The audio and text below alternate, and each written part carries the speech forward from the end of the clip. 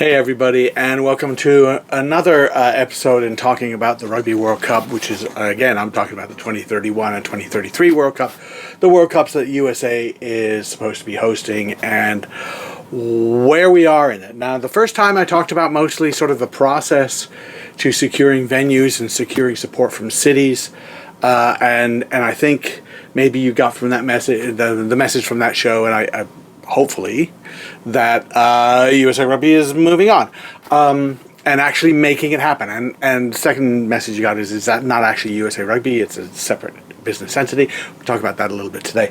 But you get the idea that stuff is happening. They're not just sitting on their hands, waiting and hoping. So, how everything is sort of put together, I think most of us are kind of, we remember 2018, right? We remember the Sevens World Cup. We remember how it was sold out. And we remember how, even so, USA Rugby lost money because they had to pay for the hotels, and they announced that they were going to host the whole thing in San Francisco before they had come up with a deal with the hotels, thus tripling their hotel bill. We remember how the concessions deal was not good enough for USA Rugby. And as a result, they failed to realize profits from the massive concession sales. So going into that tournament, on the hook for a bunch of stuff, and not on the hook for a lot of reward. So this is something World Rugby started thinking about and how to fix that. And that's why they went into, for a year, taking over a bunch of things, such as the Seventh World Series. And they basically took over running these individual events. And then they discovered that, you actually still need that institutional knowledge and the local people and the things that the local promoters do. So then they pulled back and let the local people work with certain things going on, supported by World Rugby and run by World Rugby, like a partnership deal. It took them a while to figure that out. With all of that, we saw the process toward getting the USA a Rugby World Cup. And Ross Young was CEO of USA Rugby at the time. And his thought was, if you're going to make a major push for the sport, you've got to do something major. Hosting a World Cup certainly can help do that. The benefits for USA Rugby, over and above financial benefits, are notoriety of the game in not only the host cities, but nationwide. And then driving current fans to be current fans now, but also young people to get excited about the sport and have more of them play the sport. There's lots of stuff that needs to be done with that, and we can see, for example, the US Rugby Foundation is partnering with US Soccer Foundation for a introduction to coaching program, really teaching people who might know a little bit about rugby, or maybe they're just a parent and they just want to help out, giving them some instruction into how not to be a jerk when you're a coach. Okay, so that is actually a really important piece. So if, for example, in the Rugby World Cup 2031, 2033, and even the build-up toward it, everyone is successful in getting more young American kids playing rugby, you need coaches. And let's start with coaches at the youngest level. After that, we'll worry about coaches at the higher level, at young high school, under 16, and then up to high school, major high school level, things like that. But you start with, let's get some people coaching 6, 7, 8, 9-year-olds how to play and just enjoy the game. You need people to do that as well. That's, say, one piece of that puzzle. People are sort of getting behind that already. I guess that's what I want to tell you there. People are getting behind that already. Now, what Young wanted is to have this game-changing thing. Let's host the Rugby World Cup soon so that we can drive interest in the game. There you go. Great idea. Fantastic. What's the big scare? Well, it could ruin USA Rugby if it doesn't happen. And this is, everybody knew this, right? This is a multi, I heard the term multi-billion, certainly over $1 billion, right? Certainly, World Rugby is looking, I believe it's 457 million euros was their profit from Rugby World Cup in France. So I think they're looking at $1 billion or so, maybe more, from the Rugby World Cup in the USA. So to put that on, of course, it costs a lot more money. If you're like 1% off on that, instead of making money, even with, let's say, you know, you go through this stuff and you're gonna, we are gonna make all this money, and you break even. What if you're 1% in the red? Goodbye USA Rugby. They lose all their money, right? No money. They can't operate. Have to be bankrupt again. They disappear. So you don't do that. What you do is you create a separate commercial entity. That's what's happened. I don't know if it even has an official name. Rugby World Cup USA 2031-33, whatever you want to call it. It exists. Ross Young is in charge of it. Why Ross Young? Well, a couple of things about why Ross Young is involved. Yes, he's been involved in American rugby for a while. He was CEO at Serevi/Adibus in Seattle, and he had worked within World Rugby for many years. Then he became CEO of USA Rugby, and yes, he was CEO while they were bankrupt, when they went bankrupt. That is true. You know, he's got to take some ownership from that. But there is one of the things you have to understand about USA Rugby is USA Rugby operates in such a way that they're always churning through money. The money comes in, immediately goes out. They don't hold on to a lot of it. They churn. It comes in, it goes out.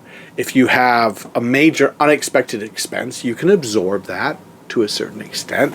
So the major unexpected expense coming out of the U.S. national team, men's national team, that hurt. They could have absorbed it, except COVID did come in, and everything shut down mid-March.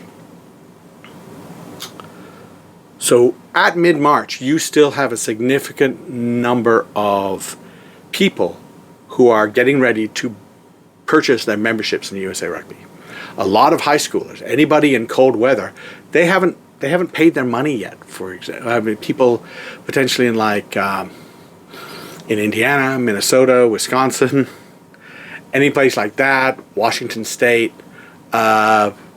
Massachusetts, and also a lot of college people and a lot of people who are just getting going with clubs. A bunch of people had not purchased. I don't know what the number is, but even if it's, I don't know, 20%, it's a lot of people. Well, they didn't purchase that membership. So that expected money that's coming in stopped coming in. There was calls on reimbursement, people who had just purchased the membership, getting their money back. And then USA Rugby looked around and they didn't have any cash flow. So was that Ross Young's fault? Not his fault. But it was also some bad luck, okay? So we're not going to throw, World Rugby's doing this, they're not going to throw the baby out with the bathwater in terms of somebody who has some experience and stuff. They put Young in charge of this USA World Cup effort. And the point is that he understands how to go through a process and handle the process. Because all that's done, World Rugby takes the risk. If they don't make money in Rugby World Cup 2031, it's World Rugby's problem. Obviously, that spreads out to be everyone's problem in the world, but it doesn't destroy USA Rugby. USA Rugby cannot lose money in Rugby World Cup 2031 or 2033. They can get money, less or more, and they're going to be getting, we're going to talk about it again, it'll come up. Next episode probably will be about the legacy money that comes in before the World Cup. But it's a separate commercial entity. This video is brought to you partly by Next Phase Rugby. If you want to be recruited in college, and play rugby for a good school that you're excited about. How to find that school and how to find that rugby program, that is what Next Phase of Rugby does. Go to nextphaserugby.com, register, go download the app, complete your registration, bam, you create your profile. That's the way to go. I will recommend that you go premium. You can get a discount on premium, but even if you do the free profile, hugely beneficial to you. Also brought to you by the US Rugby Foundation that does stuff like what we talk about in this video, working ways to train young coaches or train young referees or develop burgeoning youth programs or take elite players and see how successful they are and help them be successful. All of those help US Rugby Foundation, donate to them, join their clubhouse, usrugbyfoundation.org. Rugby's all about fun, the global nature of the game. Touring is so huge, so much fun. Irish Rugby Tours, they're the best in the business. They are just the best in the business. IrishRugbyTours.com, not just Ireland, but they will take you to really exciting countries. Get your team to play really good competitive games where you don't get blown out and you don't blow out other teams, and cultural experiences, and they'll help you all along the way. Panther Rugby Academy is a nationwide 7s and 15s elite player opportunity for young players.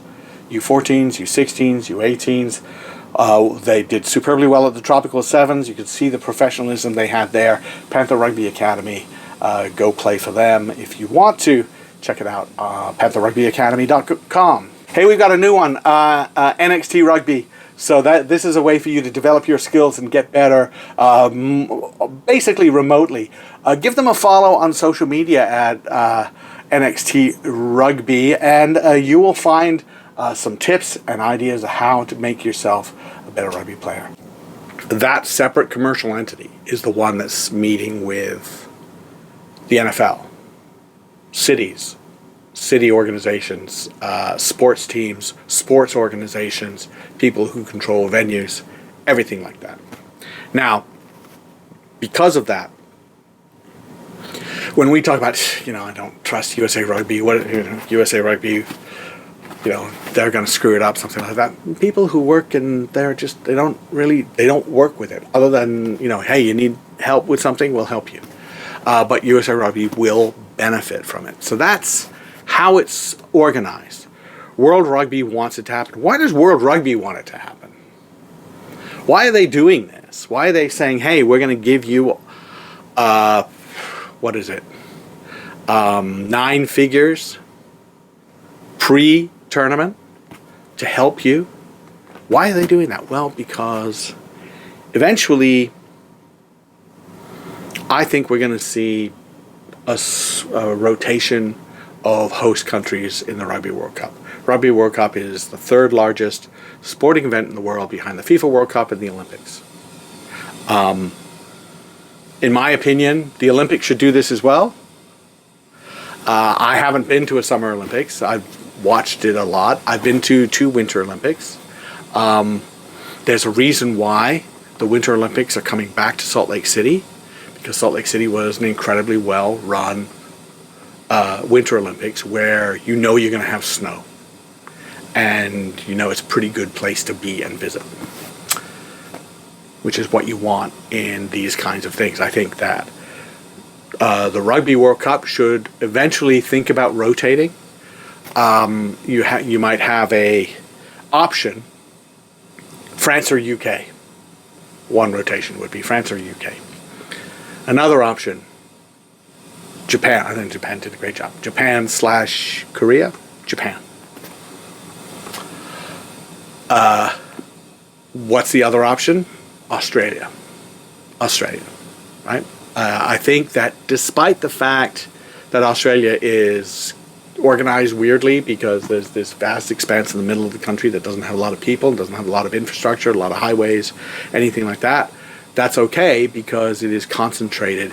Australia is kind of like if you colonized California in the 16th century and then never left. Except you went to like Florida. That's kind of like what Australia is like.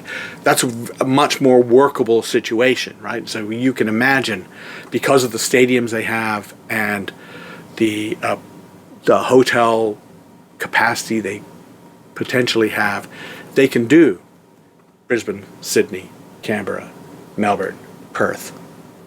Works. That's my opinion. People in Argentina would say, hey, what about Argentina? I get it. Maybe. Okay, I get it. But the fourth one probably ends up being the United States. If the United States pays off in 2031, I think we should see them in 2047. If they pay off in 2047, I think we see them in 2063, if not 2059. Why? Because the United States has hotel inventory of different kinds that far exceeds almost everybody else. They have a highway system that far exceeds what anybody else can do. They have an airport system that far exceeds what everybody else can do. And they have cities that can host a World Cup pool without much trouble. You expand that World Cup to 32 teams, no problem. In fact, I think on a 16-team tournament, you could hold it. There are certain states you could hold it in. You could hold it in Ohio, which is where I'm currently based. You could hold it in California. And you could probably hold it in Texas if the weather cooperated. So all of those things make total sense for World Rugby to put everything they can into that, because the payoff is so huge. People like visiting the United States. People like going to places they've never been to. If you have a Rugby World Cup game in Nashville, you're going to get a lot of people who have never been to anything remotely like Nashville wanting to go there. If you're going to have a Rugby World Cup game in Chicago, you're going to have people who are just delighted to visit there. We've already seen that. You're going to have a Rugby World Cup game in Miami. Man, you're going to have people flooding to Miami. People have never been to Miami, never seen what it's like to be in Miami. Unique places, unique cultures, visitable places that will be will take care of the visitors. So they'll spend a lot of money. But what they have to guard against, of course, is that making bad deals. This is where the separate entity with World Rugby helping is really important, because they're going to come down and say, all right, look, we're going to go through all these pieces. We're not going to rely on somebody screwing up with one little announcement or anything like that. Also, because it is a nationwide hosting thing, if somebody jumps in and violates even a verbal agreement, hey, you're going to cap these hotel rooms at $150 a night, and they don't, you pull the hosting from that city, you go somewhere else. You can have that, especially because they're going to be working so far ahead. So that is why I think we're guarded against. We, as American fans and people who want the game to be financially healthy in the United States, we want USA Rugby not to go into bankruptcy. We want there to be able to be some governance there and people to train the referees and do the things that USA Rugby do. Are they perfect? Absolutely not. They screw up all the time. But you need a governing body, at least to communicate with your International Olympic Committee and World Rugby and everything like that. You need that. And the financial windfall for USA Rugby is going to be there.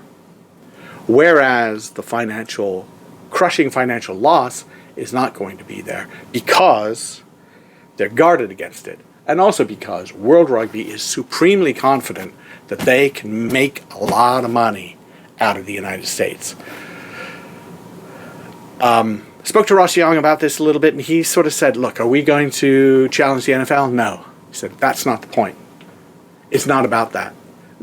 He said the 1% of the American sports entertainment market is still a huge percentage worldwide. You get a small percentage more people interested in rugby who can find rugby. That's why they did the CBS deal, to make it easier to find rugby. If you can find rugby, get more people talking about it. We already have more people this last 12 months or so a few more people talking about it on YouTube and other outlets, good, great, wonderful, we like it, then that's good. That's going to help the game. Money's good. Don't spend it all, USA Rugby. Find a way to hold on to some of it. But money is good. Not losing money, not getting losing your shirt, also very good. But just for World Rugby, entering into a little bit more serious conversation with the NFL, with American sports entities, with sports and visitors bureaus and convention and visitors bureaus and things like that who see something positive coming out of rugby can help everybody.